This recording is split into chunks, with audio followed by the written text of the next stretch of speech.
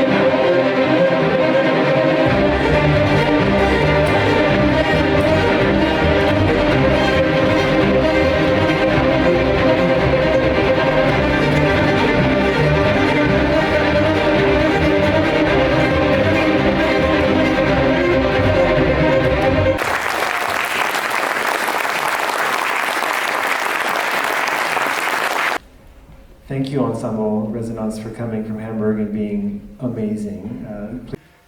Strangely more like some of the world that I come from, not myself, but I'm having played in bands for a long time.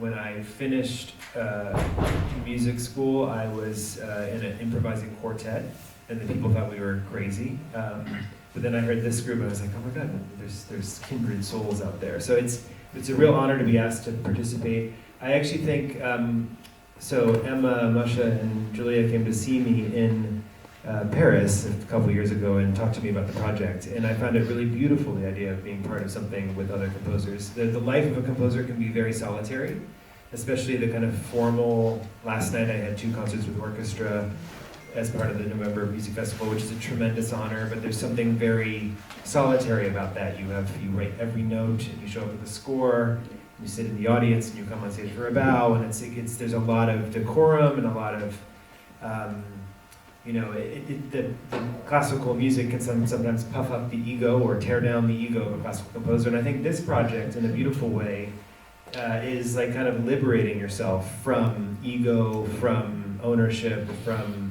and especially working with musicians who have a lot to say and take real joy in what they're doing. You need to leave room for them. So today I showed up with some music, or maybe I sent it last night, but we just looked at it. We've only looked at it today. I wouldn't say I don't know that what you're going to hear is my piece. It's the beginning of something. I felt the need to make a musical offering to them to see how they work, because I had an idea maybe with a couple of you, but I wanted to discover more about the way the band works. So that's what I saw today. So I think I also got to hear some of the other pieces written for Microcosmos, which are amazing. Many composers that I really respect. And yes, it is a bit awkward to work with 12 other composers. Really, a composer's like, okay, so what's the plan, and can it be all my music? Is it now, can it be 2 hours long of just me, saying it's this really, it's a confronting that actually we are, working in, life is in collaboration, and music is the great collaborative art, and so I think this is a brilliant project to really have composers and musicians relating to each other. Thank you.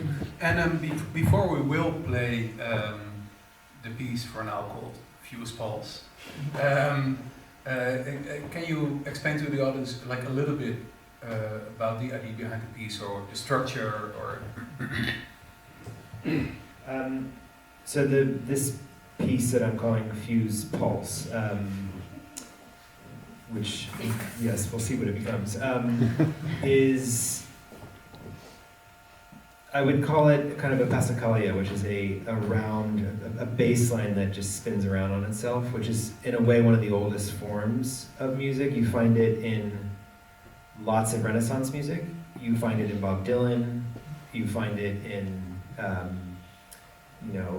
12th century polyphony. You find this repeating bass line. In this case, the whole piece is in 5. I really like writing in 5 or 7 or irregular meter. So, most pop music or most famous classical music is written in binary and even meter, and it makes it easier to follow. Writing in 5, you're always on a different foot, basically. So but it can be interesting with rhythmic music. I would call this piece has a bit of a minimal feeling about it, but it's partly, I wanted to make something a little bit intense, because this will be the 11th piece, is that right? So, yeah, I figured other pieces might, but I felt like maybe energy. So that's what this is. I don't know, we played it, we looked at it a little bit today and had some questions, which I guess we'll talk about. A little bit, you want to try that? And I think maybe keep the bass line. Yeah, I'll keep it as like a drone.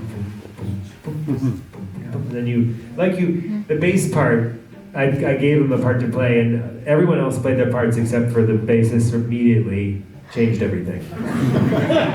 Sorry. Which I really enjoyed. So it's to be continued. We'll see if Thank you. Thank you.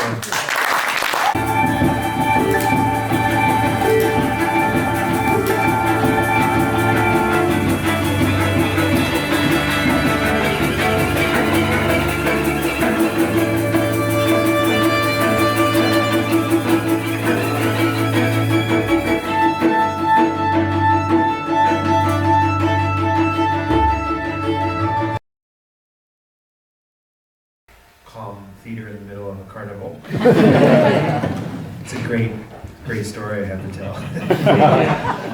Explained that to me after this. So I was nearly like knocked over by a band of teenagers, like dressed in yellow, white, and red. This is like a weird joke that they're playing on me.